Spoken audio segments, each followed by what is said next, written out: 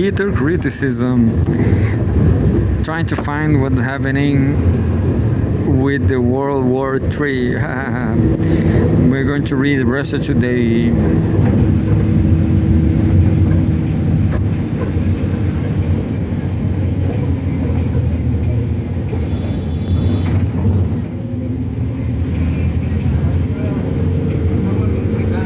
It says January 10,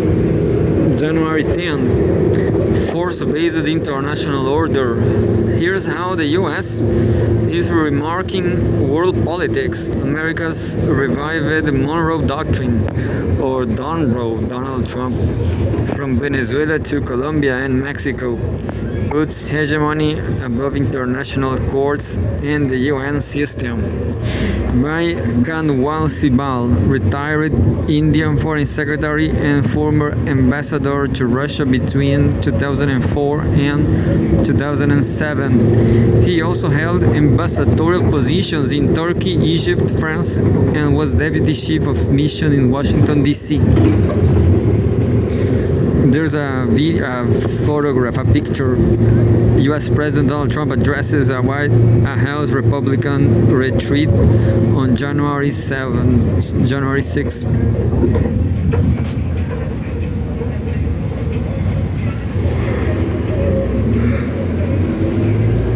The U.S. military intervention in Venezuela to kidnap President Maduro was a gross violation of the UN Charter. Nothing justifies this blatant flouting of international law. The arguments given by the US to justify its aggression do not stand up to scrutiny. The Western Hemisphere consists of several sovereign countries that are members of the UN: Argentina, Bolivia, Brazil, Chile, Colombia, Costa Rica, Cuba, and Dominican Republic, Ecuador, El Salvador, Guatemala, Haiti, Honduras, Mexico, Nicaragua, Panama, Paraguay, Peru, Uruguay, and Venezuela either signed the 1942 Declaration by the United Nations or were among the original members which signed the UN Charter in 1945. The UN Charter is based on the sovereign equality of nations and non-interference in their internal affairs, and must be the basis of relations between the US and Latin America. The deputy I voted right here in Chile is saying exactly this. The non-intervention is basic, and everybody signed it. Luis Cuello, salute you, my deputy right there. I vote him 2 times now, and he's from the Communist Party of Chile. This is Quebrada los Lúcumos. Here we go. The UN Charter is based on the sovereign equality of nations and non-interference in their internal affairs.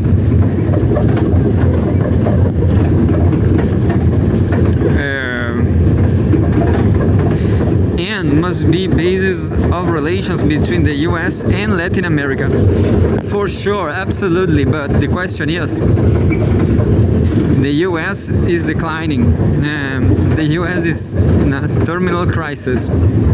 So that's why he's stealing. That's why all this, just like Rui Costa Pimenta from PCO said, what do you think about a neighbor, somebody who start to stealing things? Of course, what you will understand is that he is facing a crisis, just like the US. The US is facing a crisis.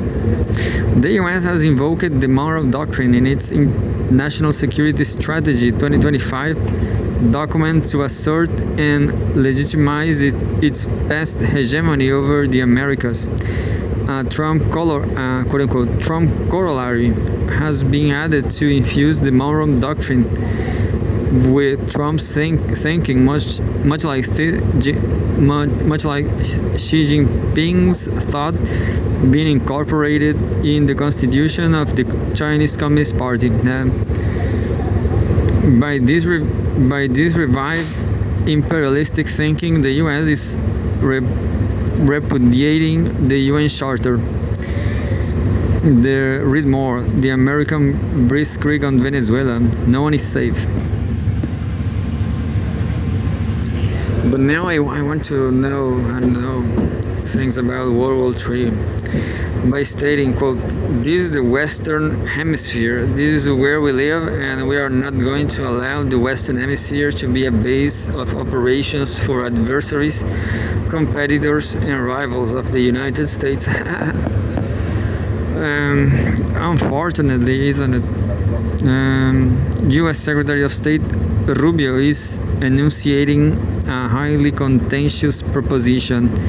Russia has parallel strategic concerns about the relentless expansion of NATO towards its borders and Europe being used as an American base of operations, concerns that the US has ignored.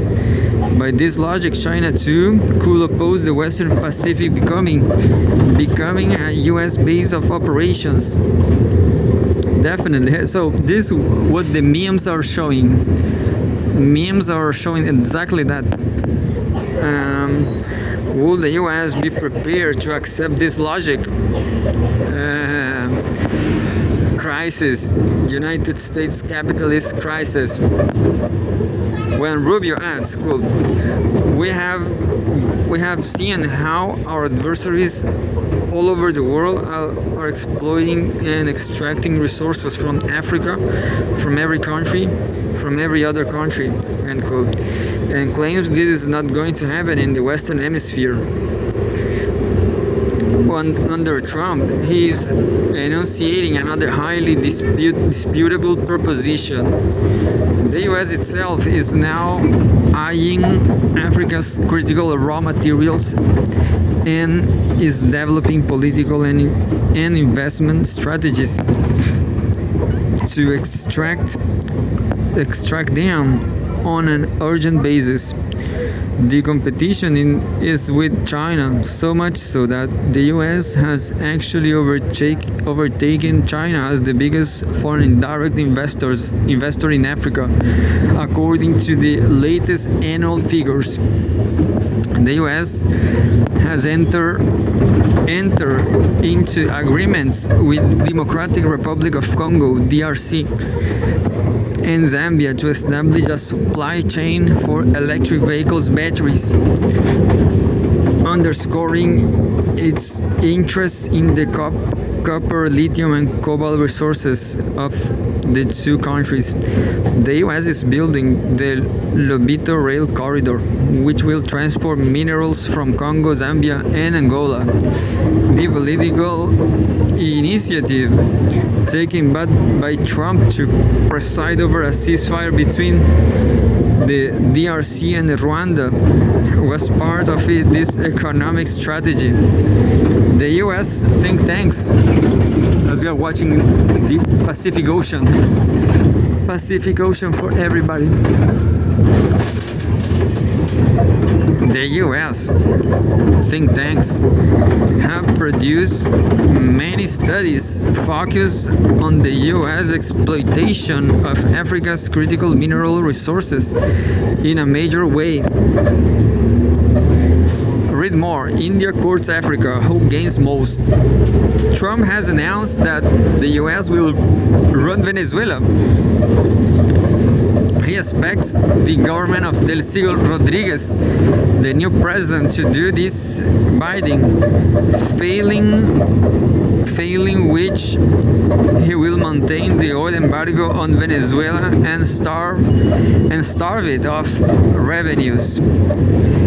To enforce these illegal sanctions, the US Navy has begun to board vessels infringing the embargo, including a Russia-flagged oil tanker in the high seas in the Atlantic, which has upped the ante with Moscow. Rubio has already questioned question why Venezuela needed to trade in oil with Russia, China, and Iran. The logic of this position is that Venezuela should only trade in oil with the US. Washington's new narrative is that the resources of the Western Hemisphere belong to the US.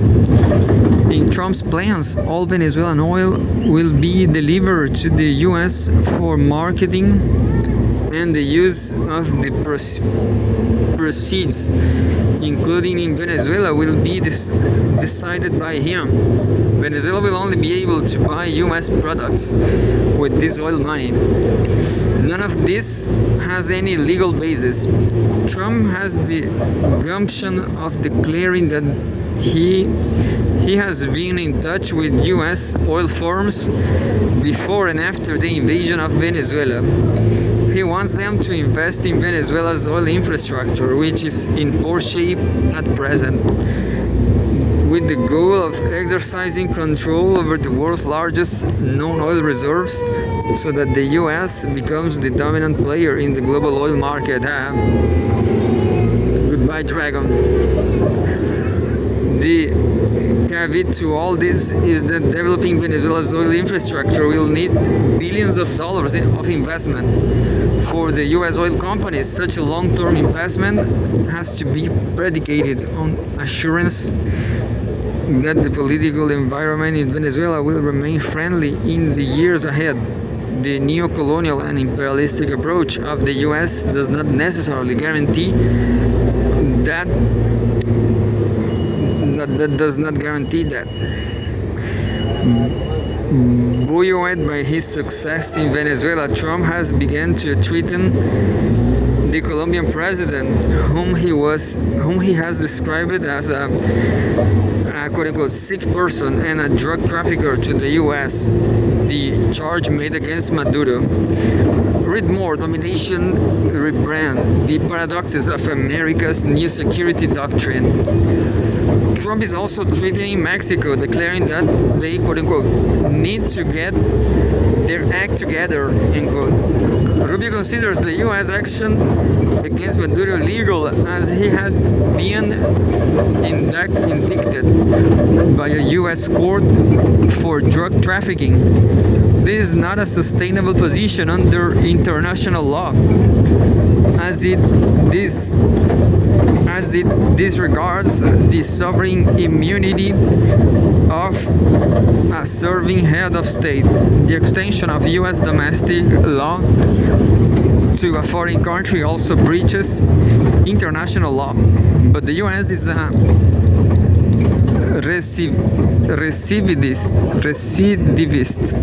recidivist in this regard, having kidnapped the leader of Panama, Manuel Noriega, on January 3rd, 1990, the exact date on which Maduro was abducted in 2026. Interesting, isn't it?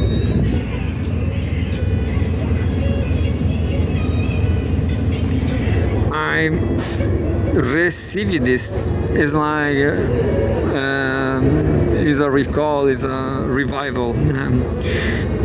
It is a matter of deep concern to the international community that the US has begun to spurn multilateralism and reject the constraints of international law. Trump's deputy chief of staff, Stephen Miller, has bluntly asserted that for the US only strength and power matter, no international law or norms. He claims that, quote unquote, we live in a world in which you can talk all you want about international niceties and everything else, but we live in a world, in the real world, that is governed by strength, that is governed by force, that is governed by power, end quote. This destructive thinking belongs to the pre-nuclear era.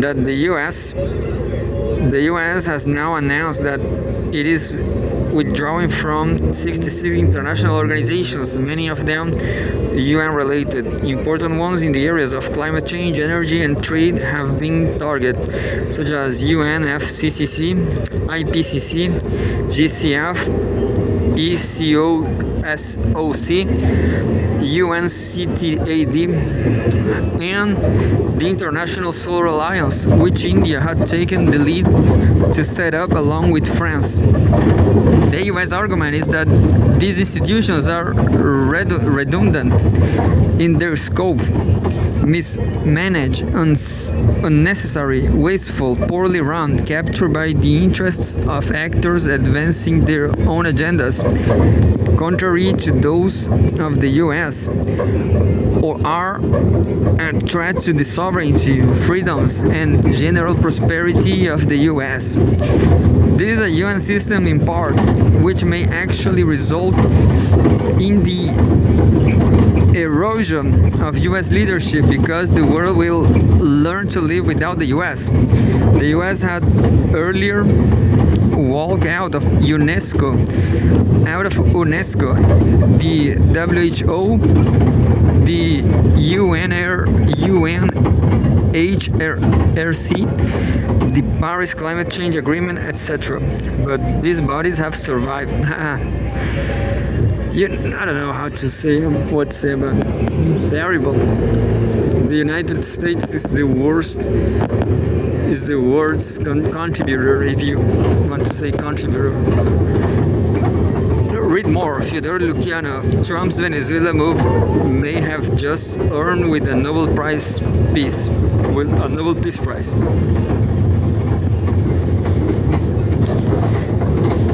And just one second.